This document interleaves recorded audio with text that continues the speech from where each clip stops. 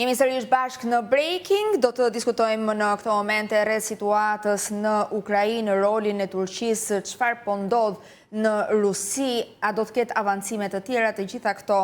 I analizojmë në këto momente me kolegët Misha Pumo, I cili ndodhet në Rusi, bashkë me ne do tjetë edhe një tjetër kolegë Sokol Braj nga Turqia. Përshëndetje, mirë se vini në Breaking. Përshëndetje, mirë se u gjeta. Misha, Përshëndetje dhe mirëmëngjesi. Mirëmëngjes. Misha, do doja ta nisnim bashk në lidhje me situatën në Ukrainë, kemi diskutuar dhe herë të tjera që nuk ndalet. Rusia vijojnë sulmet, pak gjasa ka për armëpushim, por situata sa vjen e tensionohet edhe me vendet që e mbështesin Ukrainën. Po, situata po tensionohet, retorika, do me thënë e vendeve perëndimore, sidomos të kohët e fundit, edhe Gjermania, ministri I mbrojtjes Pistorius deklaroi që në vitin 29 Rusia do të sulmojë vendet e NATO-s. Nga ana tjetër Polonia, tashmë disa general polak dhe më fiksua nga mbiemri vetë me mbiemrin simbolik Kukula deklaroi që do me thënë Polonia është në prag lufte. Edhe të gjitha këto deklarata trëmbin opinionin publik, shokojnë nga njëherë ata që besojnë dhe kjo është një gjë shumë alarmante pasi kjo retorikë çon kuptohet që kanë qëllimet e tyre, por në Rusi vazhdojnë në mënyrë si refren të vazhdueshëm dhe të papushuar të deklarojnë që Rusia nuk ka ndërmend të sulmojë asnjë vend të NATO-s dhe vazhdon do me thënë mësimin në Ukrainë ku për shembull Dmitri Medvedev, eks-presidenti I Rusisë, deklaroi që Rusia do të ndalojë do me thënë luftën në Ukrainë kur të realizojë të gjitha do me thënë kushtet e veta. Sokol, si komentohet në Turqi, duke qenë se ka patur një rol shumë të rëndësishëm për sa I përket negociata që nuk kanë qenë asnjëherë pozitive përderisa Rusia vijon dhe avancon në Ukrainë. Kemi një stepje të palës turke, duke qenë se Ukraina I ka kërkuar në mënyrë të drejtë për drejtë Erdogan që t'i ofrojë trupa. Po, Fjore, në fakt nëse shohim nga retorika, cilat fjalë përdoren në retorikën e përditshme, ato janë bëhet e kundërt. Për shembull, flitet për paqe, por fakt lufta vazhdon. Njëjta gjë ka ndodhur për shembull në vendet e tjera të botës pranë siç e quajnë Turqia në interlandën turke, ajo që kërkon Ukraina po ka qenë domethënë e vazhdueshme, por edhe ajo që ka kërkuar Putini nga Erdogani ka qenë e vazhdueshme. Pra, Putini thotë Erdoganit që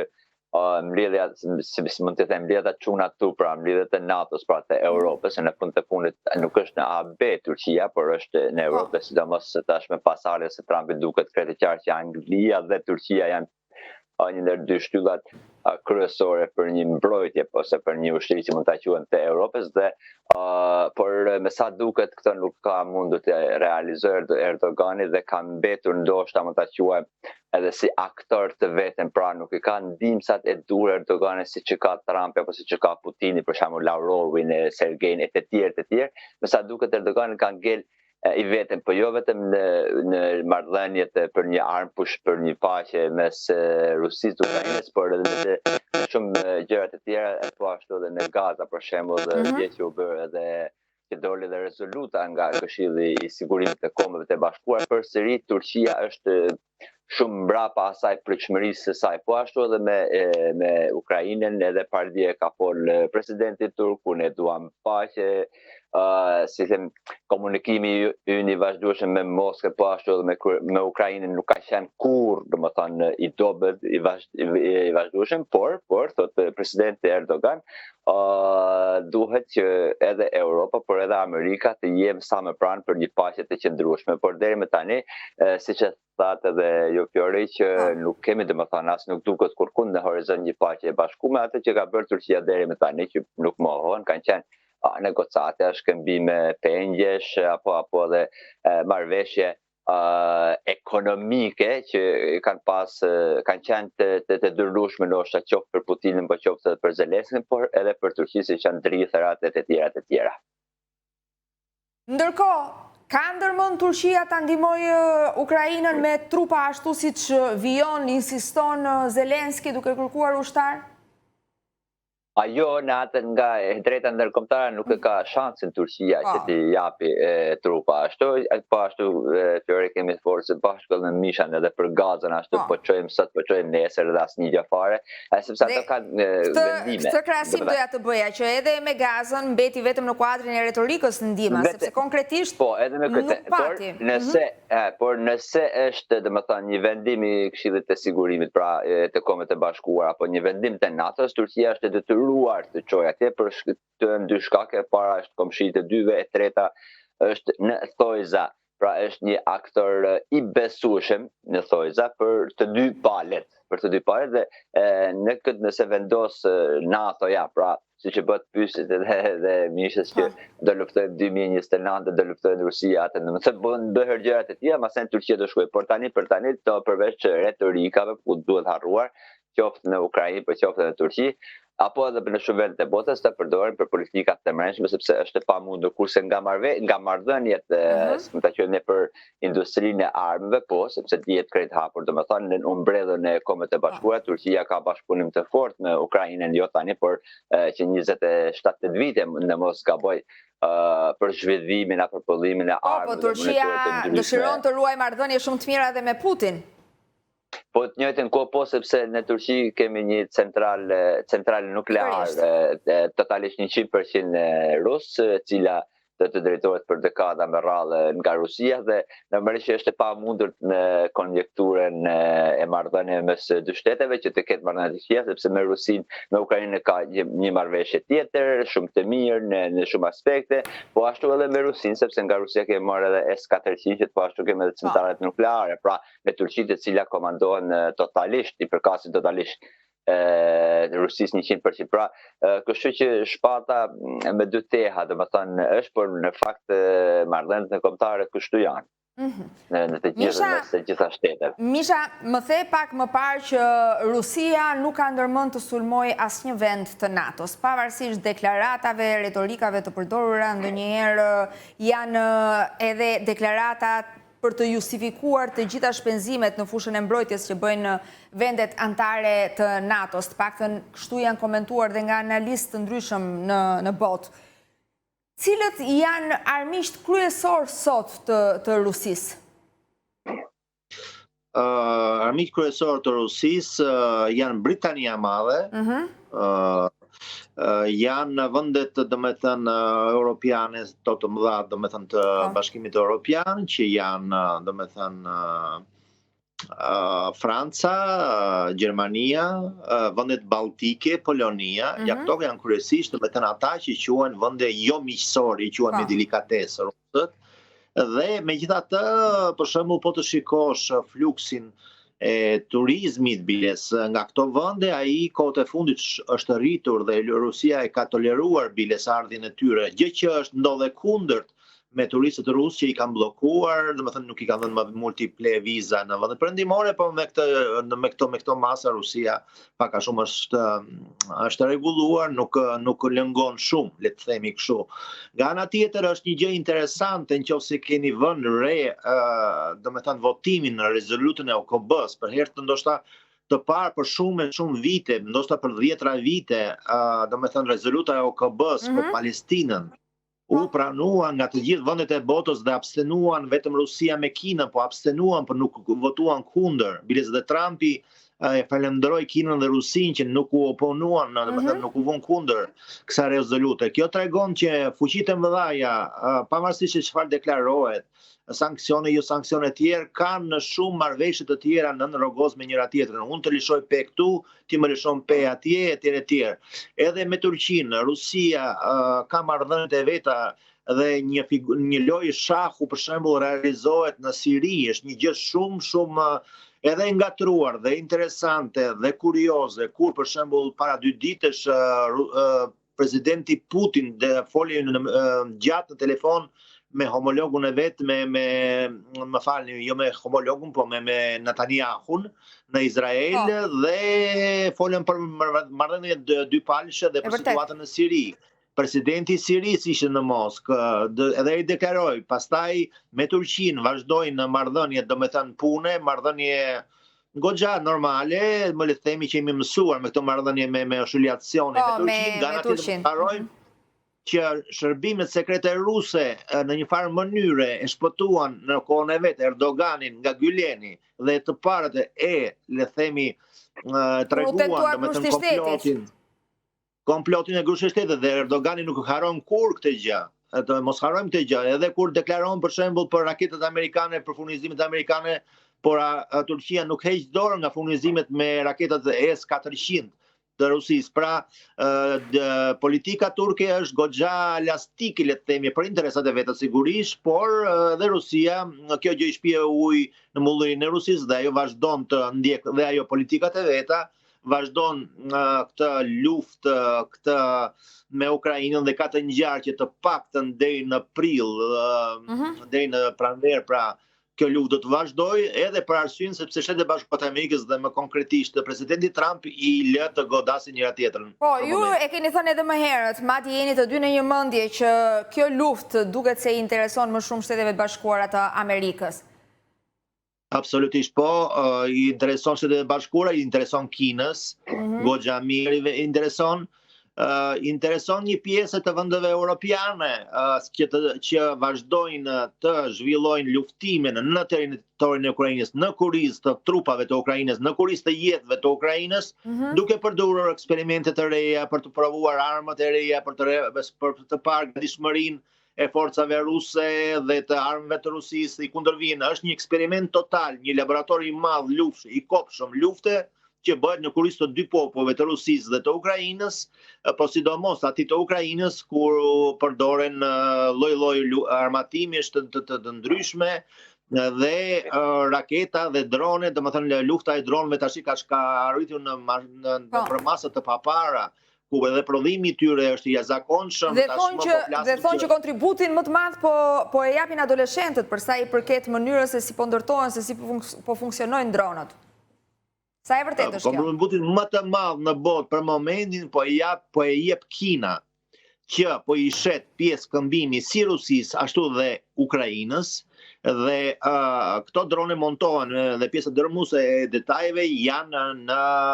në Kinë dhe pikërisht në Kinë, domethënë ajo mund të ndikojë shumë në rastin e luftës sepse me prodhimin e dronëve që janë bërë tashmë shumë të avancuar, gjithë taktikat zëvendësojnë ushtri të tëra, taktikat të tëra dhe sukseset në fushën e betejës shumë shpesh janë të bazuara në sukseset që me përdorimin e dronëve. Tashmë kemi kaluar edhe kohën kur bajraktarët ishin të le të themi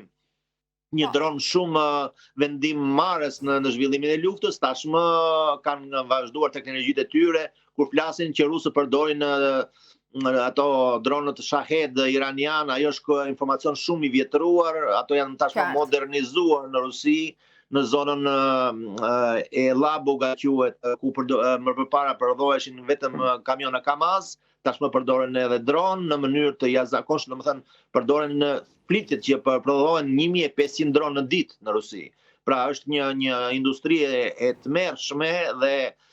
kryesorja është sepse kur për shembull vendet e perëndimit fillojnë armatosin, thonë jo, po do 29 do të na sulmojë Rusia. Pyetja është atëherë nëse Rusia do të kishte ndërmend të sulmonte, pse nuk e sulmon tani që ata më të dobët. Se prej deri në 2029-ën. Po. Po ndoshta synon që të marrë atë që pretendon nga Ukraina e më pas Oleksi sa vjen e shtohet. Mund të jetë edhe ky një skenar. Kryesorja është që të arrihet një paqe e qëndrueshme dhe ka të ngjarë që ajo do të vendoset në fushën e betejës, kur Rusia do të arrinte në zonën e kufirit të Donbasit, më thënë përfundimtar atë që kërkoi Putin kur lëshoi pen Anchorage në Alaska. Aty ai ka deklaruar që të paktën kështu thonë që Rusia do të merrte për shembull Donbasin dhe do të lëshonte territore të Kharkovit, të Sumit, të Dnipropetrovskut, pra këto territore në shkëmbim të Donjeckut. Mirë po në ka të ngjarë që në qoftë se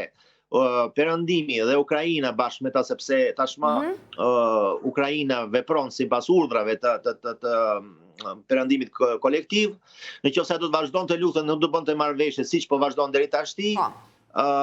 situata mund të agravohet akoma më keq dhe ajo harta që dikur e varur në shefin e shtabit rus për territorin e Odesës, që ishte pak e kamufluar biles dhe tregonte synimet e Rusisë, ajo që mund të bëhet reale Dua të kaloj edhe në një pikë tjetër, që është Siria. Pas vizitës liderit të ri sirian në Shtetet Bashkuara të Amerikës, ne pam edhe pamjet të cilat u bën virale mes tij dhe Donald Trump, është Turqia ajo që ka shprehur një lloj krenarie për gjithë këtë situatë të krijuar në Siri, aq më tepër me zgjedhjen e liderit të ri, i cili tashmë i ka sheshuar problemet që kishte me Shtetet Bashkuara të Amerikës si një ish antar i Al-Qaedës i dikurshëm. Ndërkohë që edhe Rusia ka një interes të shtuar ndaj liderit të ri sirian, duket se po e hedh poshtë Bashar al-Assad, po e lëshon, pavarësisht se Bashar al-Assad, siç e ka thënë Misha, ka investuar miliarda në Rusi. Gjithsesi, duket se edhe Rusia dhe Turqia janë të interesuar për Sirin. Sokoli. Siria, Sokoli do flasim. Sokoli, po. Po, Fiori, në fakt, jo se Rusia e ka lënë masdore Bashar al-Assadin, sepse këto kulturat e lindjes, si që dini, dhe më thonë, martohen me një grua, 2 gra deri në 4 gra, kanë hallall, nuk do të harruar kjo, po edhe për Rusin janë të njëjta qëllime. Pra, atë gruan e vjetër e ka shumë të rëndësishme, shumë të mirë se ka marrë parat nga ajo, kurse për edhe me terren nuk mund ta lëshojnë krejt, sepse është geostrategjia atje. Por nëse shohim nga rezoluta e fundit që ka dalë në Këshillin e Sigurimit të Kombeve të Bashkuara, Fiore, kjo tregon totalisht sistemi botëror, pra që thotë Erdogani, bota është më e madhe se 5 dhe rrin duke ngrejt gisha, dhe më thonë janë 5, jemi ne të 6, janë tjerë të 7, të 10 me radhë. Në fakt është një, si se mund ta quajmë, dhe më thonë, peshqa që drejton botën është totalisht në rrugën e duhur, bashkëpunimi i tyre është në maksimum, pra dhe më thonë është mbi 95%, pavarësisht se ka nuanca të ndryshme, dikund në Ukrainë, dikund në Libi, tashmë në Siri, apo edhe në Sudan e vendit të tjerë në Izrael, por me sa duket janë totalisht të orientuar në bashkëpunimin mes tyre, pra nuk kërkojnë që të kemi një forcë tjetër pra të ndryshojmë sistemin global. Dhe në këtë aspekt Siria ka qenë një ndër pikat kryesore, jo thjesht vetëm tani që El Gjulania, pra presidenti aktual, ja arriti ta marrë, ta pushtoi pra shamin një ushtar, një kriminal që u quajte në atë kohë, një kriminal i El-Qaeda që priste koka njerëzve, tashmë është Europi më i nderuar në botë, qoftë në shtëpinë e bardhë, qoftë në Kremlin, pra njeriu më i dëshiruar i botës dhe ndoshta më tjetër që i ka të gjitha kamerët për rreth është El Sharaja i Siris, por kjo normalisht që Turqia deri diku ka dimën e vet, unë kam pasën shumë herë dhe tash dita ditësh kjo po tregon që ashtu ishte, pra një koordinim perfekt Washington Tel Aviv dhe një pjesë ka qenë në Ankara, ku dita ditës po tregon që El Shara është një njeri i domosdoshëm, ndoshta edhe krejt një figurë, pra kemi një teatr përballë ku rolin e lë shumë mirë. El Shara kjo nuk vjen ta shohim me kohën do ta shohim gjatë viteve të ardhshme, apo sepse 3 vite kanë dhënë, tash më bën 11 muaj që Shara ja arriti ta marrë Damaskun, kemi edhe 2 vite tjerë, 2 vite, një muaj tjerë do ta konsolidojë një Siri apo çfarë të bëhet, kurse në marrëdhënie me ruset, jo, Putin është duke luajtur një strategji shumë më perfekte se sa Turqia, sepse siç dihet Turqia para 4-5 ditëve, pra javën e shkuar, Fiori tërhoqi ushtarët e tyre që ka qenë diku 30 dhe diku deri 50-60 kilometra në Siri, ku ka krijuar një zonë tampon për mos marrë terrorizmi. Siri më fut në Turqi, aty tërhoqi ushtarët mbrapa, kurse nëse shohim politikat e Moskës dhe të Kremlinit, të atë po shkojnë më afër Damaskut. Pra, kemi një domethënë krejt tjetër në anën tjetër në Siri është edhe Izraeli, ku ai po bën të ndryshme dhe Izraeli Tel Aviv me Washingtonin kanë politika krejt të ndryshme, ku Washingtoni thotë që ne duhem një paqe të qëndrueshme, një zhvillim në Siri, kurse Izraeli tashmë sa duket krejt qartë që jo në Siri, po askund në rajon nuk don paqe, por don kaos, don gjakderdhje, sepse veçenia e saj apo se si mund t'i marrin miliarda nga Amerika është vetëm nëse është në gjendje lufte, pra vetëm se nëse lufton tashmë me Gazën e ka marrë totalisht vendimi i Këshillit të Sigurimit të ditës se të djeshme ka mbaruar për biles edhe në thojza atë Mesjidul Kudus, Mesjidul Aksa, pra xhamin e Aksa Jeruzalemit, që për muslimanët është në thojza, për Erdoganin është shumë e shenjtë ajo, tashmë edhe Palestina me kryeqytet atë ka mbaruar punë, pra kështu që Turqia i ka marrëdhëniet e mira me të tana anet, por në Siri me sa duket dita ditës Turqia po shkon duke u zbehur, duke u tërhequr mbrapa, kurse Rusia në të kundërtën, edhe biles edhe më mirë se sa ka qenë në kohën e Bashar el-Assadit. Kështu pra ka një lloj sfide. Misha? Po nuk dolëm për parashikimet e europianëve që flisnin mbas rënies së regjimit të Assadit, që Rusia do të zbrapset, do të shtyhet, do të hiqet qafe nga Siria. Në fakt, gjeopolitika ndërkombëtare dikton rregullat e veta dhe lojtarët janë po ata, por situata ndryshon her mbas here, ku ato që e shfaqin si një fitore të madhe gjeopolitike të Erdoganit në atë moment, dhe në fakt ashtu ishte, nuk besoj që Turqia heq dorë nga interesat e veta në Siri, sigurisht që jo. Jo, nuk heq dorë, u tërhoq pak mbrapa, me atë kuptim e thash, Misha. Po, e kuptoj mesazhin tënd, Sokol, është normale që me batica dhe zbatica bëhet dhe politika, dhe me të kur të japin mundësi kundërshtarët përparon, pastaj frenohesh, pastaj rifillon në politikat edhe për shembull kërcënimet e Turqisë ndaj Izraelit janë të një sistemi retorik linguistik më tepër se sa politik, le të themi konkret. Pasi Izraeli nuk përfaqëson vetëm ne themi aspiratët ebrej, por është mbrapa tyre, mbrapa e dim të gjithë kush është, pra janë Shtetet Bashkuara të Amerikës, dhe reveranca në drejtim të Izraelit është edhe një reverancë ndaj Shtetet Bashkuara të Amerikës. Jo më kot, presidenti Putin me Netanyahu folën gjatë për situatën e ndryshme në rajon, përfshirë edhe sektorin Gaza, por edhe Sirin. Dhe kjo tregon që në rrogos ka shumë rrymë të ndryshme që të dyja palët diskutojnë dhe shqyrtojnë. Është një gjë, do me thënë se që Siria pikërisht tani njohu shtetin e Kosovës. Pra,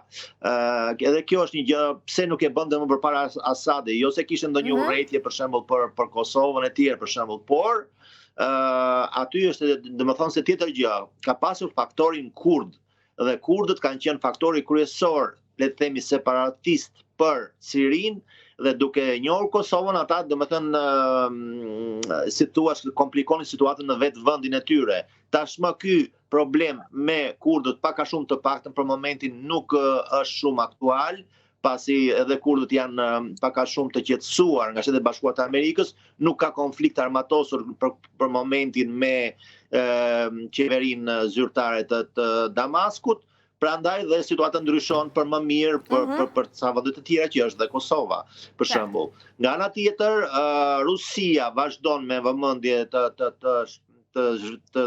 kontrollojë situatën, me aq sa mund ta kontrollojë ajo, dhe kryesorja për ta është ruajtja e bazës ushtarake në Siri. Po nga ana tjetër edhe qeveria e Sirisë dëshiron të përdor këto forca ndërkombëtare përfshirë dhe ato të Rusisë për të zgjidhur problemet e veta, sepse Izraeli, me të vërtetë siç e tha Sokoli, është një faktor destabilizues në Siri, dhe sirianët mendojnë po pse nuk bënin për shembull një bazë ushtarake në kufi me Izraelin, domethënë të Sirisë me Izraelin. Është bërë, ka qenë një propozim nga ana siriane. Nuk mendoj që Rusia do të shkonte për këtë gjë, thjesht për arsye teknike dhe interesash gjeopolitike, nuk ka rëndësi në sa për sa i përket bazës ushtarake në mesdhe, ajo po ai është me rëndësi të madhe për Rusinë. Unë ju falenderoj shumë për të gjitha opinionet dhe informacionet që ndat me ne. Faleminderit e juve, ditë të mbarë. Ditë të mbarë. Kalojmë në publicitet.